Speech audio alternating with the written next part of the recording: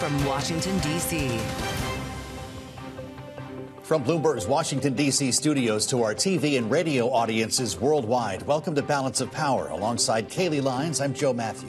Tonight, the intense effort to whip Republican votes for the president's tax bill. Are there enough House members who will vote against the rule right now and willing to push this past next week, come back to it at a later date? Right now.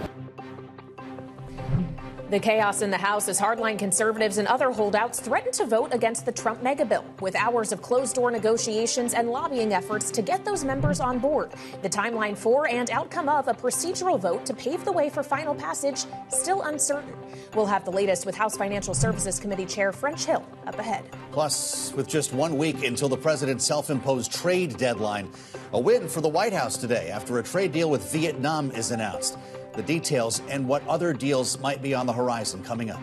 And a public debate that brought the UK's Chancellor of the Exchequer to tears and sparked a sell-off in the pound. We'll bring you what was said and how markets reacted later in the program. We begin tonight with the House at a standstill.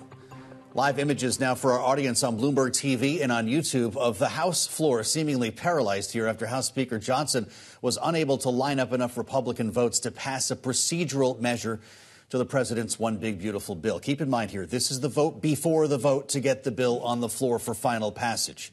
No word yet if or when that last step will happen as lawmakers remain in position here. Anything can, in fact, develop at any moment. And luckily for us, we have Bloomberg's Erik Wasson to cover it all live from Capitol Hill. Erik, what's the state of play here? You know, the Freedom Caucus met for hours off the House floor. Russ Vought, the White House budget director, came in. He's giving them assurances that this tax law will be implemented in sort of an aggressive way that they want to see. He's also promising executive action. We're trying to find out exactly what that's on. Most likely it's on the implementation of Medicaid. The Freedom Caucus is especially worried about undocumented immigrants who legally cannot receive Medicaid somehow being able to receive it. There's also promises of a second reconciliation bill later in the year to make larger spending cuts. But that later bill may not have the votes to pass the Senate. It doesn't have the impetus of both the debt ceiling increase and the tax cuts to move it along in the process. Right now, things are stalled, but they could move pretty quickly. I talked to Richard Hudson, who's the deputy whip, saying the White House is done negotiating this. Doesn't want to go back through the Senate, dealing with the Senate parliamentarian, the rules keeper over there, trying to get some of these non-budgetary items in that the Freedom Caucus wants. It's just time to pass the president's agenda and to move on to trade deals and other aspects that Trump wants to focus on. So does this go all night, overnight, Erik, like we've seen in recent days in both chambers, frankly? Or if things don't progress within the next couple of hours, will they take a breather or try to come back tomorrow and still meet that July 4th deadline?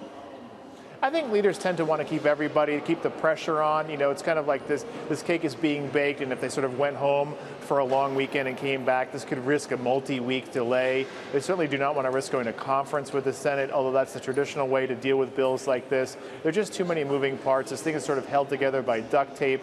It passed the Senate by just one vote after multiple concessions to Lisa Murkowski of Alaska, special provisions such as revenue sharing on oil for her. They just don't want to keep dealing with these headaches. But they may have to. If the Freedom Caucus really digs in, and although they folded multiple times this year, does defy the president, they will probably have to rewrite the bill.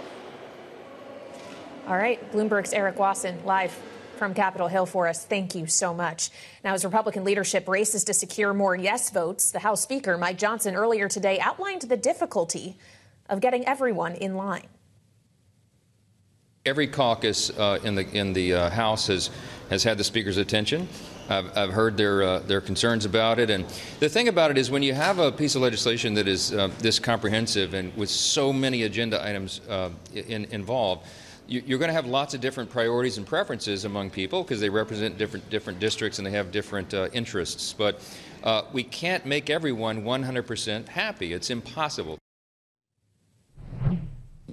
And therein lies the rub. You have moderates and those who are concerned about cuts for Medicaid. Then you have conservatives, fiscal conservatives, that is, who are concerned that cuts don't go far enough. It's a hard gap to bridge, Joe, and that is why we are seeing still, if you're with us on Bloomberg TV, a procedural vote from earlier today still being left open, though it does seem that the numbers are getting closer to where leadership would want them to be. Well, not a lot has changed since we already did this in the House. That was only days ago, Kayleigh, before it went to the Senate, where we exposed, obviously, some more issues here for House members to chew on. But they'd like to get their bill back in the House, and whether this ends up in a conference committee or something more complicated remains to be seen. That's why this procedural vote is so important. Indeed. And given its importance, we want to go back now live to Capitol Hill, where Republican Congressman French Hill of Arkansas is joining us. He's, of course, chair of the House Financial Services Committee. Mr. Chairman, welcome back to Bloomberg TV and radio. What is your expectation as to what exactly is going to happen this evening? Will you get a chance to vote on the rule, and will the rule pass? Well, Kayleigh and Joe, it's great to be back with you on this historic day. Look, I think President Trump met with a number of members this morning. Speaker Johnson's been meeting with members on a regular basis to try to clarify the differences between what the Senate did to the House bill. I think we'll find a landing spot, and I'm optimistic that we'll have the votes ultimately to pass this bill so that members can get home to their families for the 4th of July. It's good to see you, Mr. Chairman. Are you calling this historic because you think we're actually going to see a floor vote here or pass a rule? Or is it time to get everybody in a room and consider a conference committee? Even the president seems to think that this self-imposed deadline could slide. Well, it's certainly conceivable, and that's certainly one way to reconcile the differences between the House and Senate. But these are bills, Joe, that have been worked on for over a year, and some of these differences between the House and Senate, whether it's on SALT taxes or on Medicaid provider taxes or other provisions, are quite well known. And I have to say that some of the reason that the spending cut levels were reduced in the Senate is due to the Senate parliamentarians' rules. And so there's nothing that House Freedom Caucus can do about that. Mm-hmm. Well, Mr. Chairman, we've heard some talk today of what these holdouts may look for if it's not changing the bill itself in order to secure their vote, like, for example, pledges from the president to do executive orders to achieve some of their aims, or potentially even a second reconciliation bill. But, sir, if it's this hard to do the first reconciliation bill, do you think there's any real chance you could pull off another one in this Congress? Well, in each fiscal year, the House and Senate can use budget reconciliation. We can certainly do another reconciliation bill after the turn of the fiscal year on October 1st. This one is made difficult by the expiring tax provisions from the 2017 Tax Cuts and Jobs Act, and for the president's goals of reducing taxation on Social Security recipients and on tips, and achieving his budget goals for both defense and homeland security. One would not face that same mix of issues in a budget reconciliation bill that we do in the next fiscal year. So I don't think you can compare one to the other. We talked to your colleague from Ohio today, Jim Jordan, who brought the message, now or never, essentially. Mr. Chairman, it's not going to get better, was his point, based on the vote that we saw in the Senate. Listen to what Chairman Jordan said. You have to kind of figure out how we get the votes, moderates and conservatives working together. I think we've done that. And by the fact that it was 50-50 in the Senate, I just feel like, okay, there's no more wiggle room. It was 50-50. We're going to have to pass this thing and then look for other opportunities down the road to do some additional things relative to the deficits and the debt. Does he have a point, Congressman? Is this as good as it gets? Well, look, all bills like this are compromises. I think he outlines it quite favorably. And I believe this bill is the best the two houses can produce, accomplishing both President Trump's goals as well as the goals that both conservative and more moderate Republicans have in the House. I think you see them splitting that difference in what's come back from the Senate. And that's why I think that cooler heads will prevail and that we'll find the votes to move this bill forward. It is historic to cut spending, lower the focus on the mandatory spending programs. It'll be, for example, in my committee, the first structural change to the Consumer Financial Protection Bureau in 15 years since the passage of the Dodd-Frank Act. This is something that Republicans have said they've wanted to do for years. We pass this bill, we will have done it. Well, I want to ask you about some other work your committee has ahead once this reconciliation effort is behind you, possibly as soon as later this month, Mr. Chairman, and that is crypto legislation. We spoke with Republican Senator Bill Hagerty of Tennessee, who, of course, was spearheading the Genius Act that passed the Senate last month, about that stablecoin legislation and what comes next. This is what he told us, sir, and we'll have you respond. It's going to be complicated here because of two committees that have to be involved in this, and it's going to take more time. I think my advice to everybody would be, let's take the win now, let's build momentum, and then let's dedicate our time to going further as market structure and other opportunities present themselves. But right now, timing is critical for a number of reasons. We want to get this started, we want to get this moving, and again, open up this new market for digital assets. Mr. Chairman, he wants stablecoin legislation now, market structure legislation later. Is that likely what we're going to see out of your committee? Well, first, let me say that Bill Hagerty has done an outstanding job in the Senate, being a real voice for leadership to find consensus between Republicans and Democrats for a dollar-backed payment stablecoin. This is something that the House has worked on for years, and we're so glad to have strong Senate partners like Chairman Tim Scott, Bill Hagerty, Cynthia Lummis, and many, many others on both sides of the aisle. But it's also a goal of President Trump's to have market structure legislation as well. So it's my goal as chairman over here in the House that we're able to have a legislative strategy that produces both for President Trump. A clear view on how to have a dollar-backed stablecoin using the outstanding work by Bill Hagerty in the Senate, and also create a market structure framework that gives clarity to market participants, brings all this business back to the U.S. We can do both. We will do both, and we're discussing between the House and the Senate how best to get that done. So how does that affect the timeline, Mr. Chairman? If you do it all in one, obviously that would take a little bit longer. When would you then see President Trump's agenda be implemented? Well, look, if it takes a little longer, that's a decision. The president asked both Tim Scott and I to try to achieve both these goals, a dollar-backed payment stablecoin and market structure, by August 1st, before the August recess in the Congress. That's going to be challenging based on the time we're using on budget reconciliation and other priorities. But look, we're working to find the best strategy to get those to the president's desk as soon as possible. That goal has not changed since January 20th, and we're hard at it. And finally, Mr. Chairman, and we discussed this with Chairman Jordan today as well, Bill Pulte, who leads the FHFA, has called for an investigation into the chair of the Federal Reserve, Jerome Powell. Chairman Jordan suggested the Judiciary Committee might take a look at that. But do you have a view as to whether or not Chairman Powell should face a congressional investigation? Well, I didn't see Mr. Pulte's charges or the assertions, so I don't have any comment on what he said.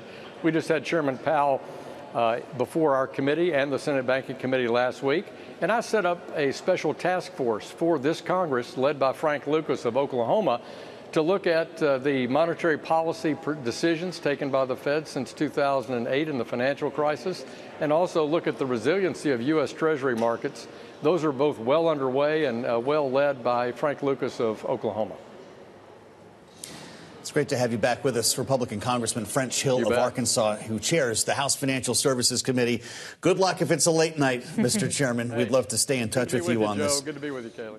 Always is. Thank you very much. With breaking news now on the terminal on a very different story, headlines crossing as UK Prime Minister Keir Starmer's aides are backpedaling a bit here, scrambling to express some support for Rachel Reeves, following a story that you might have seen a bit earlier. His Chancellor's tearful appearance in the House of Commons got markets moving for the worse in the United Kingdom. Questions about a government U-turn on a planned welfare reform that left the Chancellor here with a larger budgetary hole to fill. Headlines crossing the terminal. Starmer talking to the BBC that he sees Reeves will be the UK Chancellor for years to come. We'll have much more on this later on Balance of Power. Coming up, how House Democrats are watching this tax bill voting process, looking to use it in next year's midterms. We'll talk about it with Democratic Congresswoman Debbie Wasserman Schultz of Florida later this hour.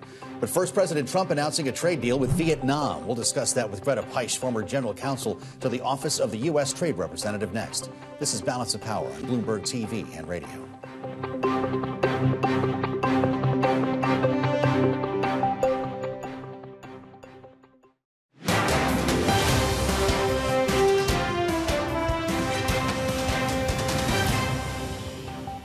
Writing letters to a lot of countries, and I think you're just starting to understand the process. We've dealt with Japan. I'm not sure if we're going to make a deal. I doubt it with Japan. They're very tough, and therefore you'll pay a 30%, 35%, or whatever the number is that we determine, because we also have a very big trade deficit with Japan, as you know. President Trump yesterday dismissing the idea of extending next week's July 9th tariff deadline. Thanks for joining us on Balance of Power on Bloomberg TV and radio. I'm Joe Matthew alongside Kaylee Lyons in Washington. This all comes as the president announced a new deal today, a trade deal with Vietnam. It includes a 20% tariff on Vietnamese exports to the U.S. and a 40% levy on goods deemed to be transshipped through the country. In return, Vietnam agreeing to drop all levies on U.S. imports, allowing the U.S. to sell products into Vietnam at zero tariff. Joining us now with more on this, Bloomberg's Stephanie Lai, who covers the White House. This seems like not a very good deal for Vietnam. Is this the framework of a trading deal, or is this a comprehensive deal that will be signed by both countries? Well, as of right now, the White House has not released anything on this deal besides Trump's Truth Social post. And so it does seem like it would be more of a framework than anything else. The fact that we just have the baseline level set really does tell us a lot. And we had some sort of uncertainty earlier today about what it meant to be transshipped. Does it only apply to Chinese goods, or does it apply to countries overall? And Secretary Howard Lutnick later chimed in to say, no, this will be something that's broadly, broadly applied to any country that transships between Vietnam and the U.S. Well, speaking of Secretary Lutnick, he told Joe and I last week that they expected to have 10 trade deals announced by July 9th, knowing now, in addition to Vietnam, there had the UK and the China framework before that. Do we have a sense of what the next countries will be, Stephanie, and if all of this is going to hit right before that deadline, or they're going to be trickling out over the coming days? Yeah, so some administration officials had noted on TV today that there would be likely some more deals. It doesn't look like there's anything happening today, but there are several deals that are very close. You know, Japan is included in that. We've been talking about South Korea for a while. And so it seems like the trade negotiators are working towards deals.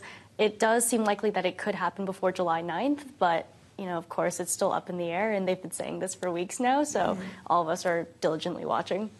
Indeed. We know you're watching it for us. Bloomberg's Stephanie Lai, thank you so much for joining us, as always. And for more on this now, we turn to Greta Peisch, former General Counsel to the Office of the U.S. Trade Representative during the Biden administration, now partner at Wiley Rein. Greta, welcome back to Balance of Power. As we consider, and we can just take this Vietnamese deal, as the president frames it, as an example, knowing they've only really been negotiating this for a couple months, how comprehensive do you really expect this can be, logistically speaking? Well, the devil will be in the details, as they say. The Truth Social post by the president was pretty broad brush. It will be interesting to see, are all products treated the same? Are these across the board tariff treatments? Are there any non-tariff barriers that are addressed? One of the factors that the administration has talked a lot about are these barriers to digital trade or barriers to agricultural trade in the form of regulations and other types of measures. It doesn't, from that post, give us a lot of information to go off of, but it does seem unlikely that it would be very broad and cover, the range of market access barriers that we see in Vietnam and other countries. I want to ask you about what's going to come next here in the next week. We talked about this, as Kaylee mentioned, with the Commerce Secretary, Howard Lutnick, the idea of further deals being announced in advance of the deadline. Here's what he had to say about what we can expect. I think we have deal after deal after deal. The president's going to make his call. And then what we're going to do is we're going to lay out a structure of all the different kinds of tariff arrangements. We're going to set that all up and get that ready for July 9th. Deal after deal after deal. Greta, what do you make of the idea of success begetting success in this case? Do announcements like today's bring more forward before July 9th? Well, other countries will certainly be watching this announcement and whatever framework or other text comes out that further describes it to see what could be on the table. But I think one thing that we're seeing from the Vietnam deal, even compared to the other one that we really have out there, which is the UK deal, is that it's country by country. The trade relationship between these countries, the way the administration is thinking about the challenges in these countries and their trade priorities, it's different. And I don't think that trading partners can necessarily think, hey, this is what's on the table. I can get the same thing as the UK, or, I'm facing the challenges that Vietnam has. And so they'll be trying to take that information in and incorporate it into their negotiating tactics and strategies. But it's unclear that this is really going to be an impetus to move faster. I mean, they already have that deadline looming ahead of them.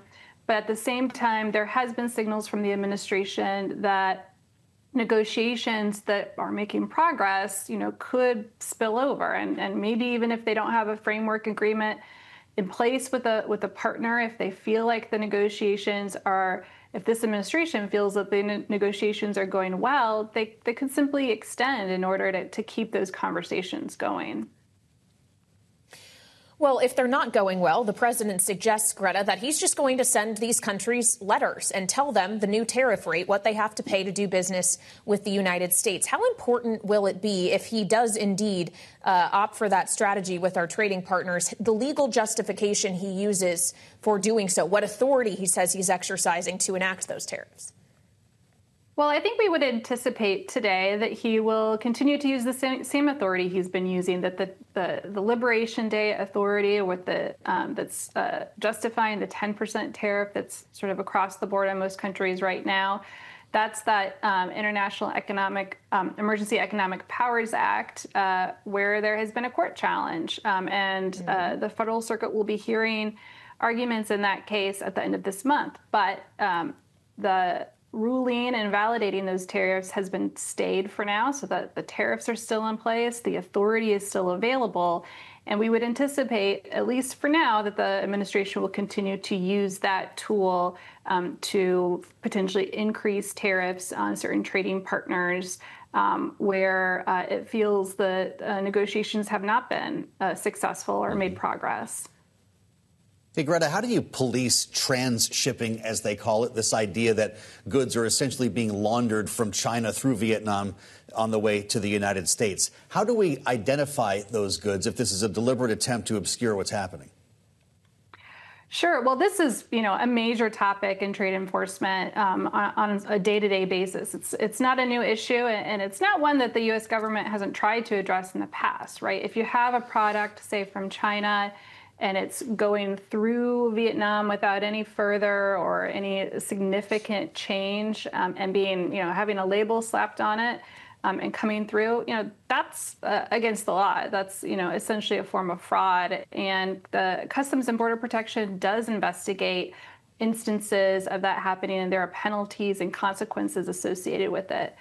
What we don't know is that what the administration's getting at, or is it something else? And sometimes when we talk about transshipment, we also talk about a country like Vietnam having operations that sort of do the minimal amount to technically make that product a product of Vietnam. And if that's what they're getting at, then what the agreement would need to include are new rules that say, well, we need more content, more process from Vietnam in order to make it the kind of product that we want to get this treatment, the 20%, if that's the tariff level treatment. Yeah. Greta, it's great to have you back. Greta Peisch, former General Counsel to the Office of the U.S. Trade Representative, now partner at Wiley. We thank you for being with us on Bloomberg. Coming up, we turn back to the tax bill with a live update from the Hill on Bloomberg.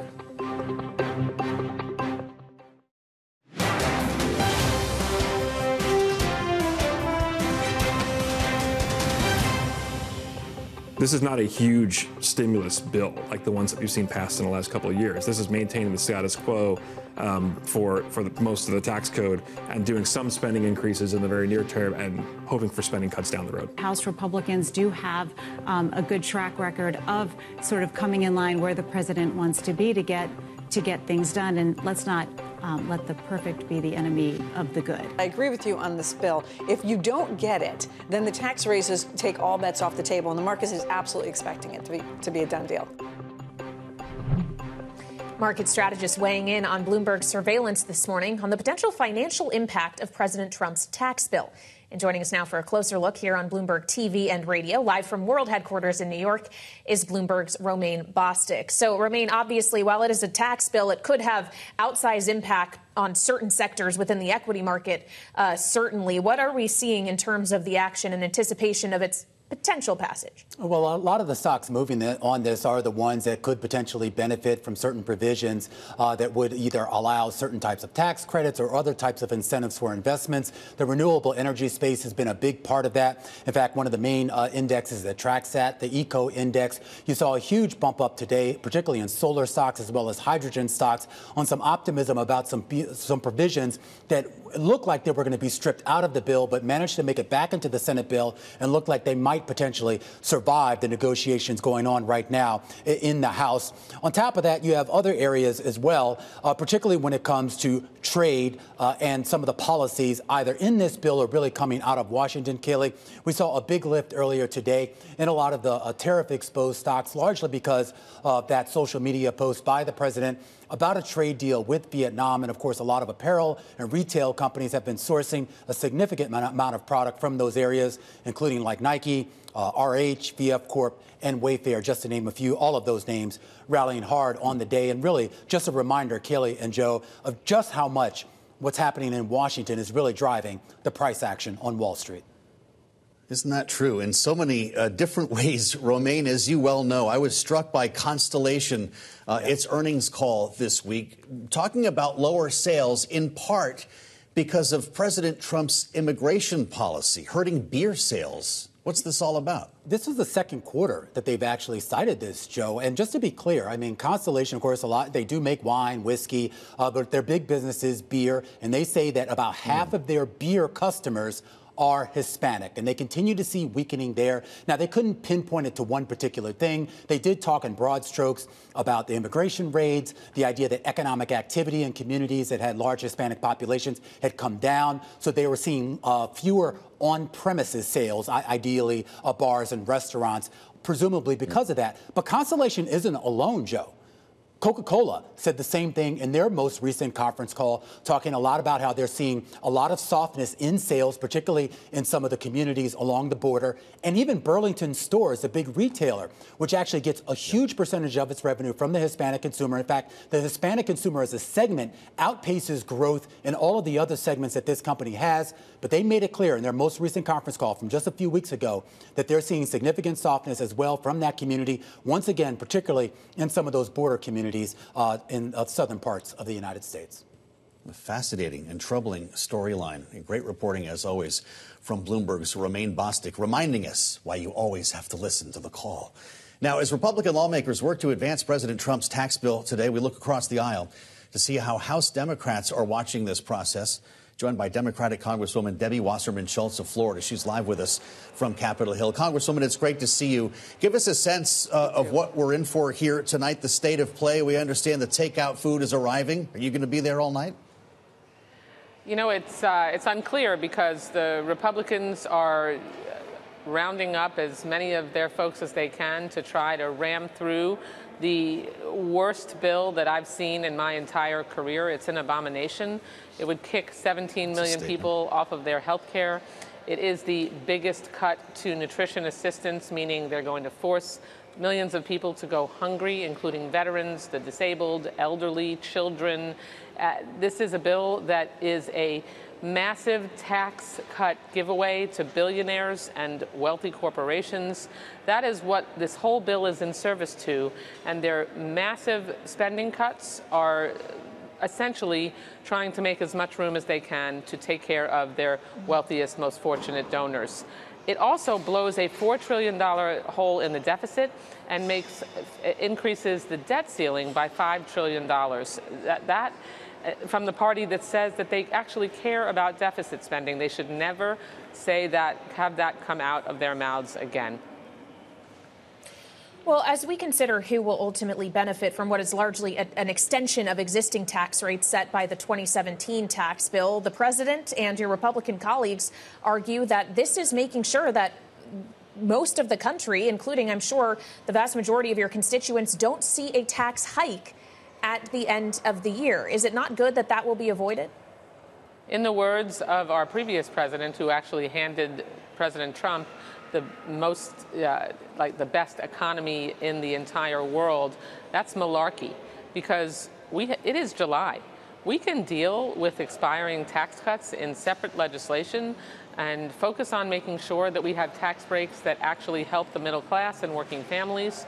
And if they wanted to extend those tax cuts to the wealthiest, most fortunate Americans, be my guest, but don't skew the tax breaks so disproportionately to people who are already successful and leave the middle class out. This bill has, taxes, cuts in taxes on tips that actually expire in a couple of years. They're capped at $25,000. I don't think folks who earn tips know that. And the tax breaks for the wealthiest, most fortunate Americans, the millionaires and billionaires, they're made permanent. So you know exactly where MAGA Republicans and Trump's priorities are, taking care of the most fortunate and taking health care and food assistance and energy tax credits that make sure that we can keep energy savings low, energy savings high, and our electric bills low. That's the goals of this bill. Congresswoman, we have seen that individual components of this bill poll pretty well, and you know how this goes. You take out components of a bill and it polls differently than the big, beautiful bill, as the president calls it. Some do poorly. In this case, we saw Tony Fabrizio's poll find that 2/3 of voters agree there's waste, fraud, and abuse in Medicaid that justify reforms. How do you message against that as a Democrat? This bill cuts $1 trillion out of Medicaid, and the independent Congressional Budget Office says that it causes 17 million people to lose their health care through Medicaid and the ending of tax credits in the Affordable Care Act.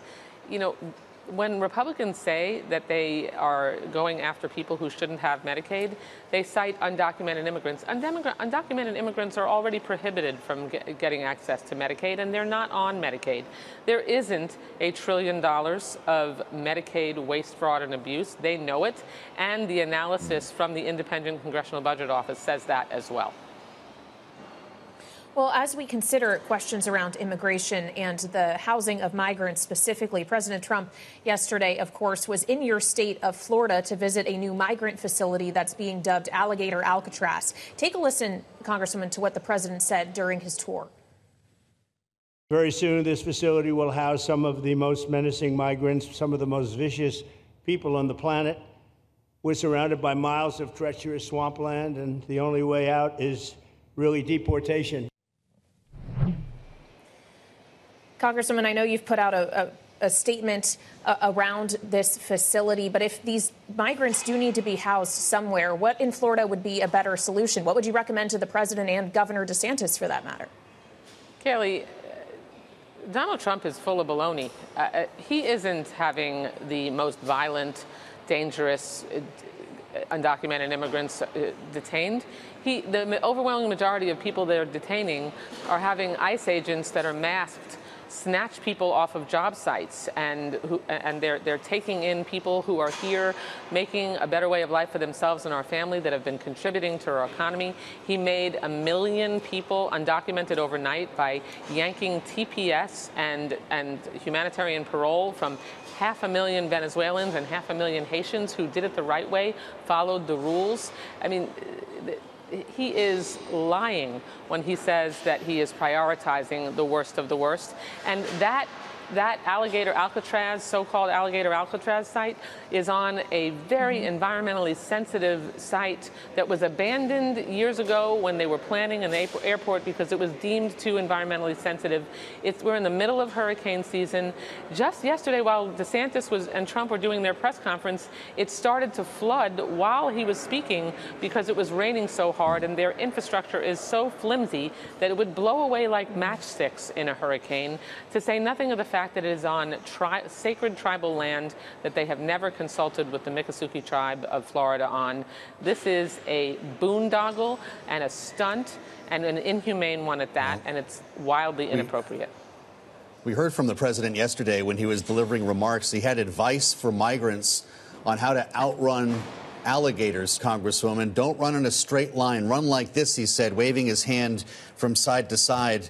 I'm not sure what motivates comments like this. What did the president mean? Joe, have you ever reported on an ICE detainee escaping? I bet you haven't, because it doesn't happen. And it's also the fact that the majority of the detainees that Trump has been rounding up have been law-abiding people who are simply here to make a better way of life for themselves and their families, who've contributed to our economy. And you know, just before this segment, your reporter reported on the hit to the economy that rounding up these undocumented immigrants and the fear of deportation are having on beer sales and soda sales, and it's going to hurt construction companies and restaurants and farmers. I mean, they're all sounding the alarm bell here. The Trump administration is really going through a process of trying to bleach America, not making America safe, and with no regard for people who are fleeing countries where they're being oppressed, that they face danger, and they're going to try to send people back to that danger when we are a refuge and always have been, and we certainly need to make sure we get rid of criminals, but that's not what Donald Trump is trying to do. It's very obvious. All right, Congresswoman, we appreciate your time as always. Democratic Congresswoman Debbie Wasserman Schultz of Florida. Thank you. Thanks so much. Coming up, we'll continue our conversation on the ongoing voting process that's stalled for now in the House on the tax bill when we assemble our political panel. But first, UK Prime Minister says Chancellor Keir Starmer says Chancellor of the Exchequer Rachel Reeves will remain for years to come, course correcting to the BBC after a market sell-off earlier today. We'll bring you the latest details next on Balance of Power on Bloomberg TV and radio.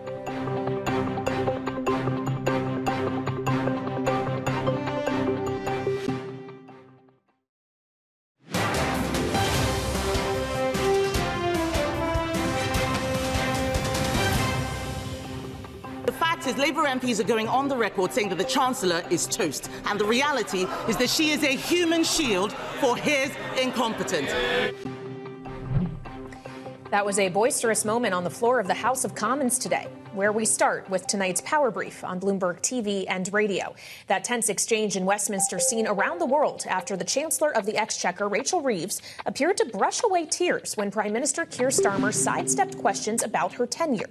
And it was speculation over the Chancellor's potential exit that led to a sharp slump in the British pound and UK bond investors growing nervous over the government's finances. Starmer's office later expressed support for Chancellor Reeves, with Starmer telling the BBC News just moments ago that Reeves will be UK Chancellor for, quote, years to come. Up next, the Wisconsin Supreme Court ruling prosecutors cannot bring charges against healthcare providers who perform elective abortions under an obsolete 1849 state law criminalizing the procedure. The law had been dormant for 50 years, but was to be reinforced after the U.S. Supreme Court overturned Roe v. Wade in 2022 in a 4-3 ruling along ideological lines. The Wisconsin Supreme Court affirming a lower court's ruling that 1849 law was superseded by more recent laws, including one that allows most abortions up to 20 weeks. The ruling follows Wisconsin's closely watched Supreme Court race we talked about back in April that maintained its liberal majority. And President Trump says Israel has agreed to a 60-day ceasefire with Hamas after the Israeli military ordered evacuations in northern Gaza ahead of increased action. Those evacuations follow airstrikes 2 days ago that left at least 20 Palestinians killed. Trump in a Truth Social post saying, quote, Israel has agreed to the necessary conditions to finalize the 60-day ceasefire, during which time we will work with all parties to end the war. Hamas, though, has yet to agree to a deal. In a statement, the group said it was aiming to reach an agreement. And now we turn back to the reconciliation bill, the fate of which remains uncertain in the House of Representatives at this hour. Today, on the early edition of Balance of Power, we spoke with Democratic Congresswoman Susan DelBene of Washington, who's chair of the Democratic Congressional Campaign Committee, about what passage of the legislation could mean for Democrats' chances in the midterms. This bill and their vote on this bill is going to be a huge reason we take back the majority in the House of Representatives. The American people reject the bill, but in district after district, we have 35 districts where we're on offense across the country. In those 35 districts, people in these communities will lose health care. Joining us now on Balance of Power on Bloomberg TV and radio with their reaction to everything unfolding tonight. on Capitol Hill. Our political panel for this evening: Jim Messina, former campaign manager for President Barack Obama, founder, CEO of the Messina Group, alongside Lonnie Chen, fellow in American Public Policy Studies at the Hoover Institution, our Republican strategist on the panel. Great to see both of you gentlemen with us. Lonnie, I'll start with you as our Republican. This is a bill that was 50-50 in the Senate before J.D. Vance showed up and only passed the House by, I believe, one vote. How does Speaker Mike Johnson thread the needle once again tonight, or is this going off the rails? Well, it's an incredibly challenging job. You know, I think Mike Johnson's got the toughest job in Washington, and you've got a number of different constituencies at play here. You've got swing state Republicans who are worried about some of the Medicaid provisions. You've got fiscal hawks that are worried about some of the deficit implications. And of course, in the middle of it all, you have Mike Johnson and you have President Trump. And my own view on this is that eventually President Trump is going to be the one who's going to have to prevail on most of these Republicans who are in some way either on the fence or using this as an opportunity to try and extract some kind of leverage, although it's not clear to me that they'll be successful. Most Republicans at the end of the day will end up voting with President Trump anyway. So it is going to ultimately be the president that's going to have to step in and say, listen, knock it off, guys, and get this done. Well, of course, President Trump doesn't have to worry about re-election, unlike every single member of the House of Representatives who is seeking to retain their office in 2026. Jim, how will the outcome of this vote potentially dictate the outcome of the midterms? Well, two things. Number one, the most indicative factor of midterm elections is the president's approval rating.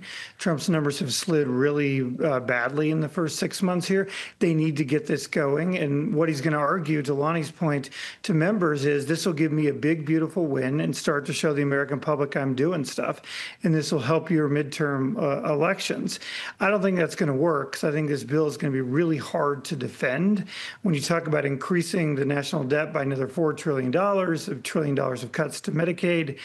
These are really difficult things to defend. Democrats were already on the offensive. Midterm elections tend to be really bad for the president's party, and things were already looking more difficult. This bill, I don't think, is going to do anything but help the Democrats as they start to get ready for those crucial midterm elections, Kayleigh. Hey, Lonnie, as Tom Tillis ends his Senate career in his opposition to this bill, he said on the floor that Republicans now have their own Obamacare. Is he right?